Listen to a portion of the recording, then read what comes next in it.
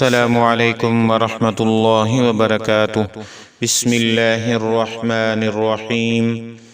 شجر غرقد، یہودیوں کا مقدس درخت۔ نبی کریم صلی اللہ علیہ وسلم نے شجر غرقد کے متعلق کیا ارشاد فرمایا تھا، اور اس وقت یہودی کس لیے ہر جگہ شجر غرقد لگا رہے ہیں؟ آئیے اس پراسرار راز کو جاننے کی کوشش کرتے ہیں۔ شجر غرقد لیسیم باکستھران کے کئی نام ہیں، جن میں شجر یہود، گونگا درخت یا یہود کا پاسبان درخت وغیرہ عام ہیں۔ غرقد ایک جنگلی درخت کا نام ہے جو خاردار جھاڑی کی صورت میں ہوتا ہے۔ مدینہ منورہ کا قبرستان جنت البقیع کا اصل نام بقیع الغرقد اس لیے ہے کہ جس جگہ یہ قبرستان ہے پہلے وہ غرقد کی جھاڑیوں کا خطہ تھا۔ یہ درخت مدینہ منورہ کے اطراف صحراؤں میں بھی پایا جاتا تھا۔ غرقد درخت کو انگریزی میں بوستھران کہتے ہیں اور یونانی نام لیسیم سے جانا جاتا ہے۔ لیسیم کی دنیا میں تقریباً 70 اقسام پائی جاتی ہیں۔ ان میں سے لیسیم شاوی نامی قسم متحدہ عرب امارات میں کثرت سے پائی جاتی ہے۔ یہی قسم مدینہ منورہ میں بھی پائی جاتی تھی، تاہم پہلے اللہ کے رسول صلی اللہ علیہ وسلم نے اسے ختم کروایا تھا، بعد میں پھر سعودی حکومت نے اس کا صفایا کروا دیا۔ یہ درخت 4، 5 یا زیادہ سے زیادہ 6 فٹ اونچا ہوتا ہے۔ اسے عربی میں عصویج کہتے ہیں۔ ابو ہریرہ رضی اللہ عنہ سے روایت ہے، رسول اللہ صلی اللہ علیہ وسلم نے فرمایا، قیامت قائم نہ ہوگی یہاں تک کہ مسلمان یہودیوں سے جنگ کریں گے اور مسلمان انہیں قتل کر دیں، یہاں تک کہ یہودی پتھر یا درخت کے پیچھے چھپیں گے تو پتھر یا درخت کہے گا، اے مسلمان، اے عبداللہ، یہ یہودی میرے پیچھے ہے، آؤ اسے قتل کر دو، سوائے شجر غرقد کے، کیونکہ وہ یہود کے درختوں میں سے ہے۔ اس کا ایک ثبوت یہ کہ انہوں نے اس حدیث مبارکہ کا بھرپور فائدہ اٹھا کر قیامت سے پہلے مسلمانوں سے جنگ کے دوران اس درخت کو اپنی ڈھال کے طور پر جائے پناہ بنانے کا منصوبہ بنا رکھا ہے۔ اس غرض سے جہاں اسرائیل میں غرقد نامی اس درخت کی کاشت کے لیے عوام سے فنڈ لیے جاتے ہیں، وہاں اس کو کپڑوں پر بھی منقش کیا جاتا ہے، جبکہ اسرائیل کے بعد بھارت ایک ایسا ملک ہے جو غرقد کی بے پناہ پر یقین رکھتے ہوئے اس کی کاشت کروا رہا ہے۔ شجر غرقد کو دجال کا ساتھی بھی کہا جاتا ہے۔ ایک رپورٹ میں انکشاف کیا گیا تھا کہ یہودیوں نے گولان کی پہاڑیوں کو فتح کرنے کے بعد وہاں غرقد کی کاشت کر دی ہے، جبکہ یہودی افغانستان میں بھی اپنا قدم جمانے کے بعد وہاں خاموشی سے غرقد کاشت کیے جا رہے ہیں۔ اسرائیل نے بھارت کو بھی اپنے ملک کی تمام بنجر اراضی پر غرقد کی کاشت کرنے کے لیے کثیر رقم دی ہے۔ واضح رہے کہ یہودی قوم اپنے مذہب سے زیادہ اسلام کی سچائی پر یقین رکھتی ہے۔ اس کے اسکالرز اور محقق قرآن و حدیث کا مطالعہ کر کے اپنی قوم کی راہیں کھولتے اور مسلمانوں کی کمزوریوں پر گرفت کرتے آ رہے ہیں۔ یہی وجہ ہے کہ یہودیوں نے حدیث مبارکہ پڑھنے کے بعد غرقد کو اپنا پاسبان شجر قرار دے رکھا ہے اور اس کی کاشت کو اپنے لیے نعمت سمجھتے ہیں۔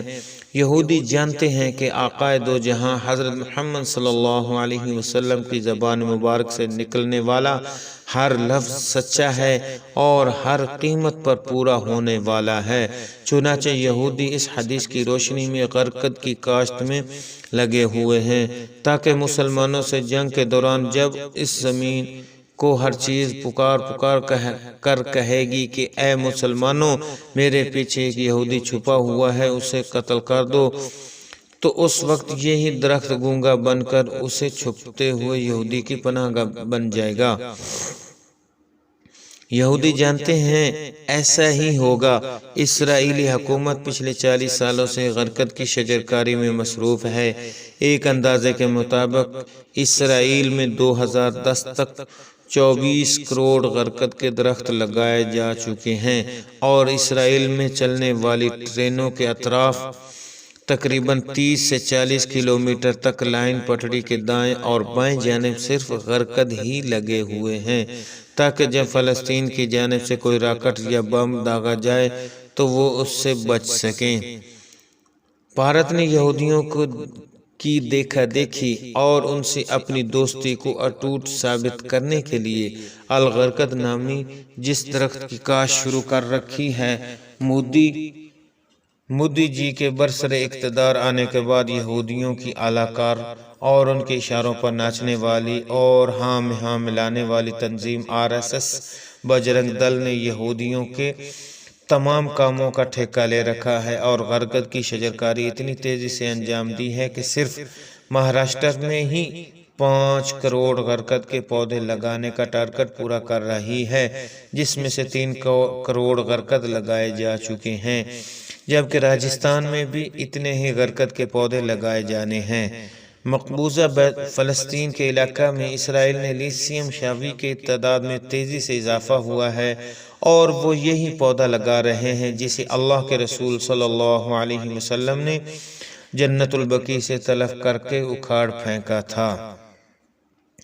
بہرکیف اسرائیل اس وقت دنیا میں اپنے پاسبان درخت غرقد لگانے کے لیے کمر کس چکا ہے، کیونکہ وہ اپنے اعتقادات سے زیادہ اسلام کی سچائی کو مانتا ہے۔